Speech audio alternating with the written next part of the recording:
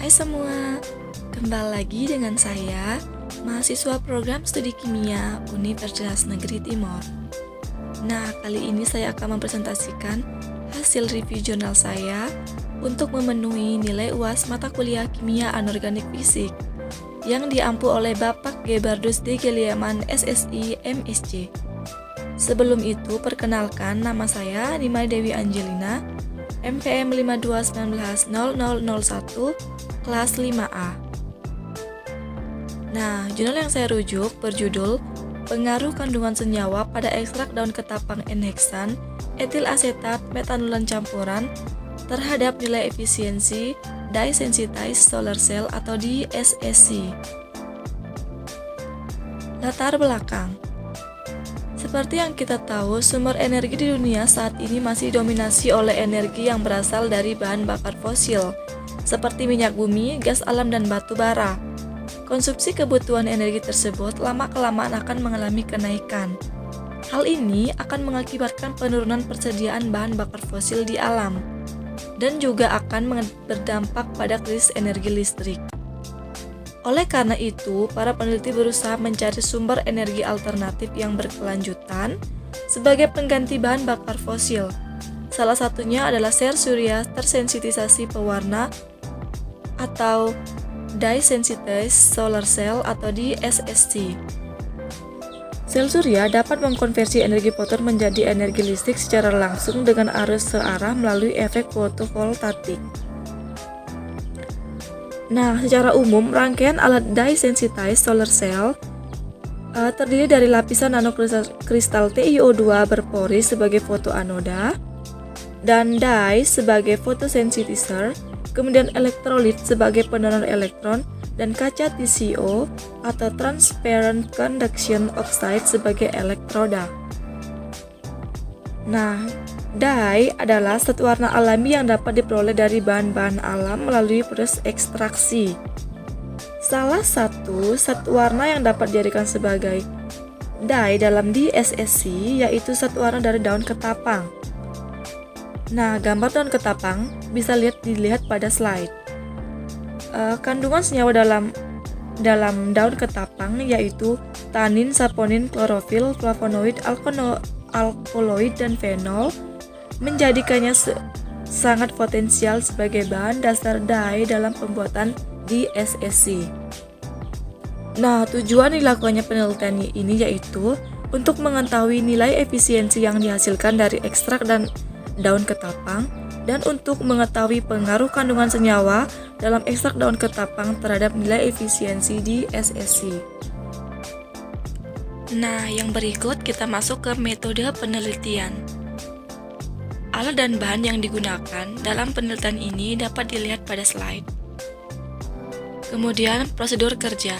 Yang pertama adalah ekstraksi serbuk daun ketapang.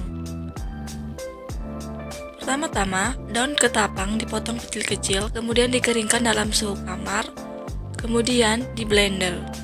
Serbuk daun ketapang ditimbang sebanyak 300 gram, kemudian diekstraksi dengan perendaman dengan pelarut N-heksan selama 3 hari, sehingga dihasilkan filtrat N-heksan dan residu N-heksan. Residu yang dihasilkan diangin-anginkan selama 10 menit, kemudian diekstraksi dengan pelarut etil asetat, sehingga dihasilkan filtrat etil asetat. Diulangi langkah ekstraksi di atas dengan pelarut metanol, sehingga dihasilkan filtrat metanol. Yang berikut, filtrat N-heksan, etil asetat, dan metanol masing-masing dipekatkan dengan rotary vacuum evaporator pada suhu 40-60 derajat Celcius dengan kecepatan 30 rpm. Kemudian, ekstrak kental N-heksan, etil asetat, dan metanol disimpan dan ditimbang masing-masing 0,02 gram kemudian dicampurkan, sehingga dihasilkan ekstrak kental campuran. Yang kedua adalah aplikasi zat warna pada DSSC. Yang pertama dilakukan preparasi semikonduktor TiO2. TiO2 PA katalog ditimbang kurang lebih 1 gram kemudian dilarutkan dengan menggunakan pelarut etanol hingga terbentuk pasta. Yang kedua, pembuatan larutan elektrolit yang dibuat dari campuran kalium iodida dan iodin. Dan yang ketiga, persiapan elektroda pembanding dari kaca TCO. Dan yang keempat, rangkaian perangkat di SSC. Kaca TCO yang telah dilapisi dengan TiO2 kemudian ditetesi dengan ekstrak daun ketapang dan dibiarkan beberapa menit hingga dye terserap ke dalam TiO2. Selanjutnya dilapisi dengan larutan elektrolit dan ditutup dengan elektroda pembanding. Setelah rangkaian di SSC selesai, kemudian disambungkan dengan alat multimeter dan pengukur intensitas cahaya, lalu disinari dengan sinar matahari dan dicatat arus serta tegangan yang dihasilkan oleh rangkaian di SSC tersebut. Yang ketiga, karakterisasi senyawa pada ekstrak daun ketapang. Dilakukan 4 tahap pengujian untuk mengkarakterisasi senyawa pada ekstrak daun ketapang. Yang pertama, uji dengan screening fitokimia. Yang kedua, uji absorpsi senyawa pada ekstrak kental daun ketapang dengan UV vis. Yang ketiga, uji gugus fungsi pada ekstrak kental daun ketapang dengan FTIR. Dan yang keempat, uji scanning elektron mikroskopi atau SEM. Yang berikut hasil dan pembahasan. Rendemen ekstrak daun ketapang dari pelarut enheksan, etil asetat dan metanol berturut-turut dapat dilihat pada tabel 1. Yang kedua, hasil pengukuran nilai efisiensi di SSC dari ekstrak daun ketapang dengan pelarut enheksan, etil asetat dan metanol dan campuran dapat dilihat pada tabel 2. Nilai efisiensi yang diperoleh masih lebih rendah dibandingkan penelitian sebelumnya yang juga menggunakan dye alami. Meskipun nilai efisiensi yang dihasilkan pada penelitian ini masih rendah, akan tetapi penelitian tentang di SSC masih terus dilakukan untuk mencari nilai efisiensi yang lebih optimal. Melihat kelebihan dari di SSC yaitu ramah lingkungan, tidak membutuhkan biaya yang mahal. Yang ketiga, karakterisasi komponen zat warna. Jadi yang pertama itu uji screening fitokimia. Tabel 3 merupakan hasil uji screening fitokimia. Dari tabel tersebut dapat dilihat bahwa ekstrak daun ketapang hanya mengandung flavonoid dan alkaloid. Nah, yang kedua, analisis dengan spektrofotometer UV vis. Kurva A merupakan hasil serapan UV vis ekstrak enheksan dan dihasilkan 665,9 nanometer. Kemudian kurva B merupakan hasil serapan UV vis ekstrak etil asetat. Dihasilkan hasil serapan sebesar 667 nanometer. Kurva C merupakan hasil serapan UV vis ekstrak metanol dan dihasilkan serapan sebesar 665,9 nanometer. Hasil serapan pada kurva A, B, dan C diidentifikasi senyawa golongan alkaloid yaitu klorofil. Kemudian kurva D merupakan hasil serapan UV vis ekstrak campuran dengan serapan sebesar 269 nanometer yang mana diidentifikasi sebagai senyawa golongan flavonoid. Nah, yang ketiga, analisis dengan spektrofotometer FTIR. Gambar 2 merupakan hasil serapan FTIR ekstrak daun ketapang enheksana. Nah, yang berikut merupakan interpretasi spektrum FTIR dari ekstrak daun ketapang enheksana. Hasil serapan yang diperoleh pada bilangan gelombang daerah 1376,77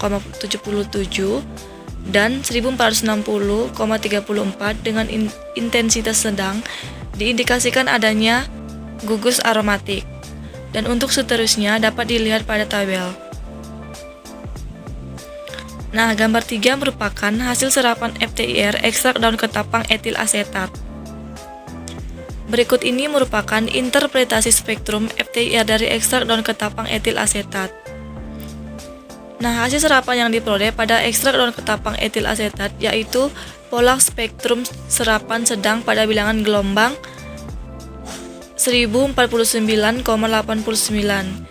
yang mana diindikasikan adanya gugus CO alkohol. Dan untuk yang berikutnya dapat dilihat pada tabel. Nah, gambar 4 merupakan hasil serapan FTIR ekstrak daun ketapang metanol. Berikut ini merupakan interpretasi spektrum FTIR dari ekstrak daun ketapang metanol. Hasil serapan yang diperoleh pada ekstrak daun ketapang metanol yaitu pada bilangan gelombang daerah 875,78 dengan intensitas lemah diindikasikan adanya ikatan CH alifatik. Dan untuk selanjutnya dapat dilihat pada tabel. Nah, yang terakhir merupakan hasil serapan FTIR ekstrak daun ketapang campuran. Berikut ini merupakan interpretasi spektrum FTIR dari ekstrak daun ketapang campuran. Hasil serapan dari ekstrak daun ketapang campuran yang diperoleh yaitu pada bilangan gelombang daerah 1052,90 dengan intensitas sedang diindikasikan adanya gugus amina atau CN. Dan untuk selanjutnya dapat dilihat pada tabel.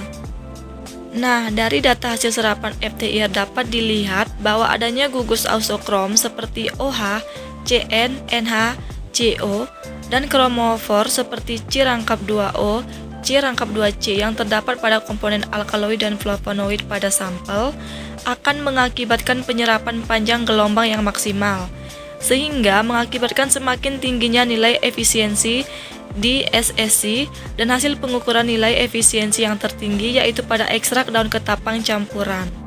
Yang keempat, karakterisasi morfologi komponen di SSC.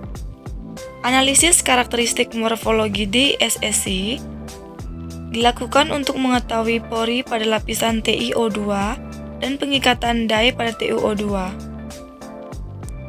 Gambar A merupakan morfologi TiO2 perbesaran 20 mikrometer.